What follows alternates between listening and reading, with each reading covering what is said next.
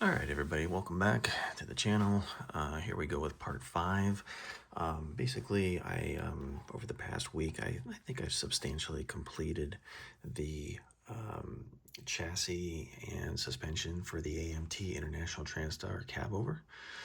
And these front wheels are on just really loose. They're going to fall off. I don't want them on permanently yet because they're just going to get in the way, but I at least want them on there for the look right now. So here, just going to kind of spin this around.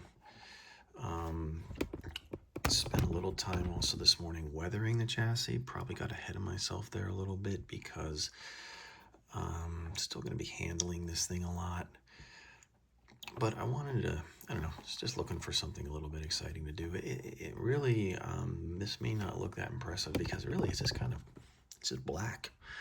But I have done some things to change the shades of black on different parts of the chassis, and I'll kind of show you guys that. I started getting that in part 4, and I just continued with that in part 5.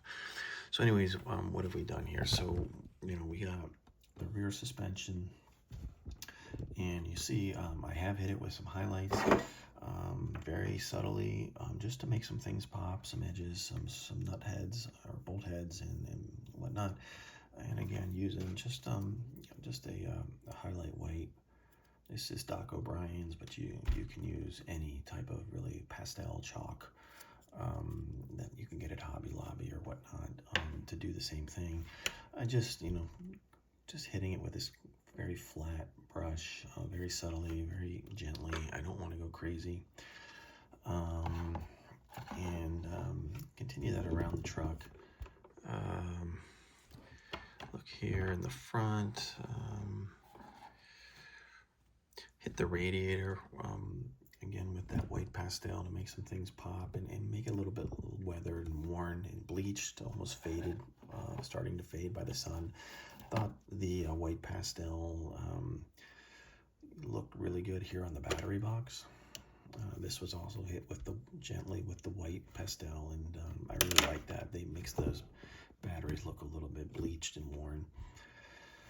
We have some front components here from the steering components on the front steer axle.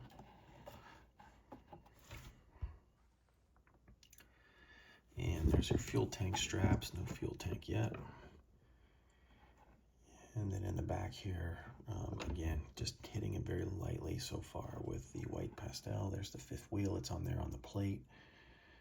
Okay, so I think I got into this in part 4, and I continued it with here over the past couple weeks as I was continuing to build the chassis and the suspension. But again, I painted this in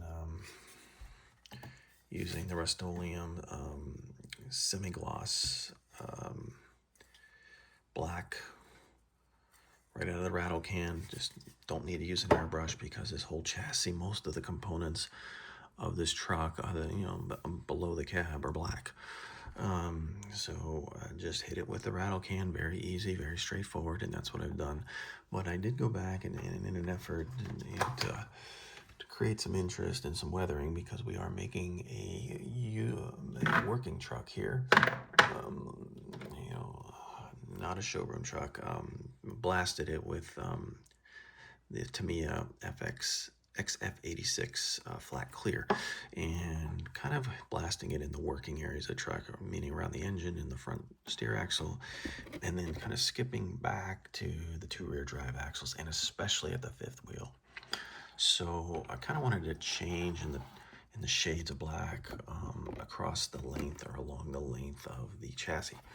So definitely back here we're getting a lot of road grime and splashing and stuff. Hit it with the flat black, or with the with the flat clear by Tamiya. Tried to leave a little gloss on the middle of the chassis rail right in here, and then again up here in the front where you get a lot of working components, a lot of dirt, grease, and grime from not only the engine but again from the road grime splashing up. I hit the front as well as the radiator. Okay.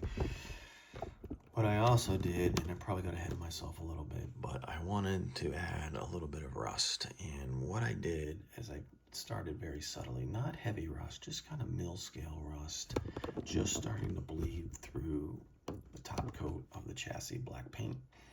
And I like to use, to do that, I took this from Model Railroading, I like to use oil paints for that. And this is what I used for this particular case. I'll do a close-up of where I hit it for the rust mill scale here in a moment, but I use the Winsor & Newton.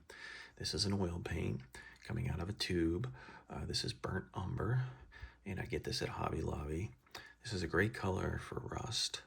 And oil paints are very forgiving. They're very easy to work with because they take a long time to dry. So if you put on too much or you don't like the way it looks, you can wipe it off. You got a lot of time to work with these. They're the exact opposite of the Tamiya acrylics, which set up so quickly. So if you want to give it a shot, it's not too risky because you can back off and take it off probably for a couple hours after you put it on.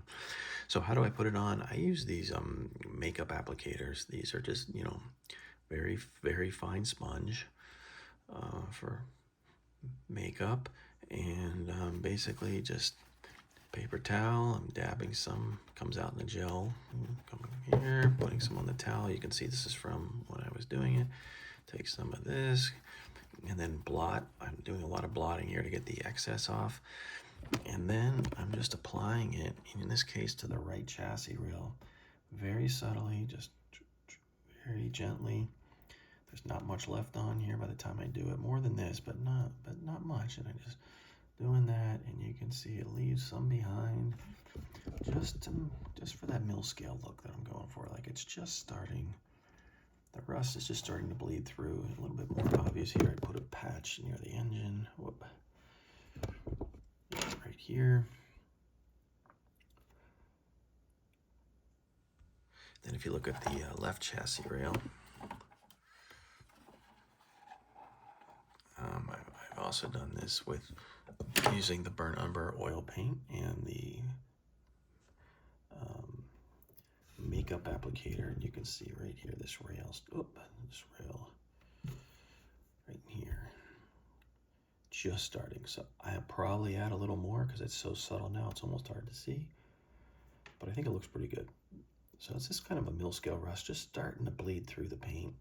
You can see where I hit some of the cross beams of the frame with the white pastel.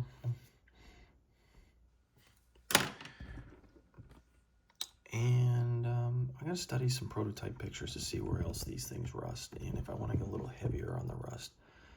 A little bit back in here at the back of the chassis with the oil paint, burnt umber, just hitting it back in here, as well as you get a really good look here at the white pastel.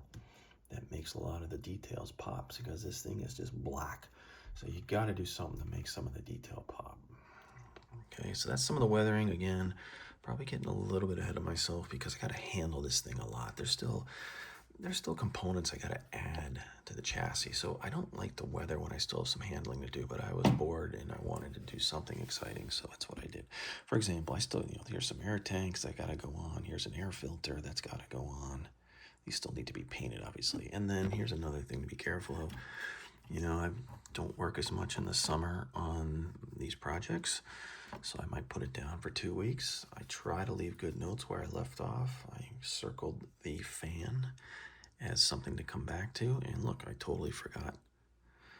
Not only forgot to cut it off the sprue just till this morning, but forgot to paint it, and then the worst, I didn't even put it on the engine.